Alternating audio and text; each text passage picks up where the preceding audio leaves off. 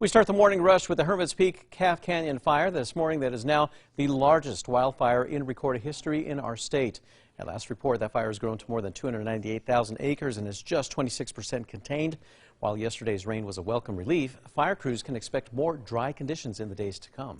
In the meantime, crews are beginning to get a handle on the Cerro Pelado fire that blazed still in the Jemez Mountains, around 45,000 acres in size. It's only 62% contained. Officials say the fire only grew just 3 acres between Sunday night into Monday morning.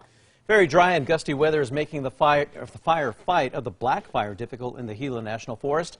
At last check, that fire has burned nearly 19,000 acres north of Mimbres. Right now, no communities are evacuated. Erica.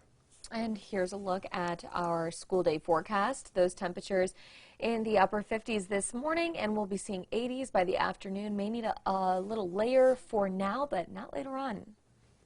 A jury will soon decide the fate of a teen accused in the killing of a Santa Fe basketball star.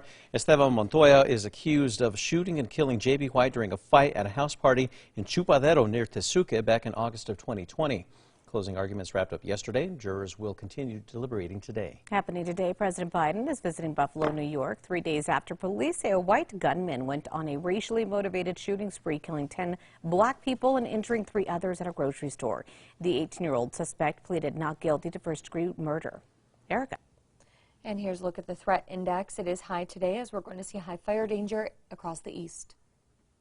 May be closed for frantic parents scrambling to feed their babies in the middle of a formula shortage. Abbott Nutrition says that it's agreed to the steps laid out by the FDA to safely reopen its plant in the next 2 weeks. Now, even if the site resumes making the formula, it could take nearly 2 months before the products hit the shelves. New news for you this morning. The Senate has voted to begin consideration of the nearly $40 billion Ukraine aid package. The House passed the measure overwhelmingly last week, but Kentucky GOP Senator Rand Paul blocked the Senate's attempt to follow suit, calling for more oversight. Again, they just passed it. It will now move on.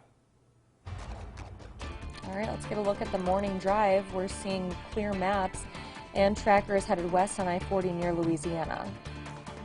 The Clinton County Sheriff's Office in Michigan shared some photos showing the moments after a deputy saved a gaggle of ducklings in the road. Deputy Zach Smith was on patrol when he came across the ducklings, whose mother had sadly just been struck by a car. Deputy Smith corralled 11 birds, brought them to an animal rescue where they are receiving some great care this morning. Time now for the 5 facts. We start with number 5 here. Local breweries helping to save the turtles by drinking beer. Canteen Brewhouse's new beer is called the Low and Slow Pale Ale. At $2 from every 6-pack sale will benefit the Turtle Survival Alliance as well as the New Mexico Biopark Society. The Brewhouse will be holding a launch event this Saturday at their location near Comanche from noon to 4 p.m. There'll be live music and art made by turtles at the biopark. At number 4, a jury will soon decide the fate of a teen accused in the killing of a Santa Fe basketball star. Esteban Montoya is accused of shooting and killing J.B. White during a fight at a house party in Chupadero back in August of 2020. Closing arguments wrapped up yesterday. The defense claimed that Montoya was running away, while the prosecution says that is simply not true. Jurors will continue deliberating this morning. And at number 3, we are going to see high fire danger up in the Northeast Highlands today, but right now the Hermit's Peak Calf Canyon fire is seeing calm conditions. Later on, we'll see those gusts up to around 30 coming in from the west. And number 2, this morning we now know the name of the man suspected of stealing 3 search and rescue dogs. Carlsbad police say that John Green broke into the home of his estranged ex-girlfriend, stole her car keys, then swiped her maroon Ford Expedition from a hospice facility. That's where she was having a brief meeting. Well, in that car, with the doors locked and the AC on, were 3 trained search and rescue dogs. The owner believes that Green took the dogs in retaliation. Finally, number 1 for you this hour. As the state's largest fire continues to rage on this morning, multiple agencies, including FEMA, are assisting residents trying to recover. FEMA, Workforce Solutions, and Red Cross are all teaming up to help evacuees get food and water and the help that they need. Red Cross has an intake shelter on site. FEMA's registering people for disaster assistance to see what they're eligible for.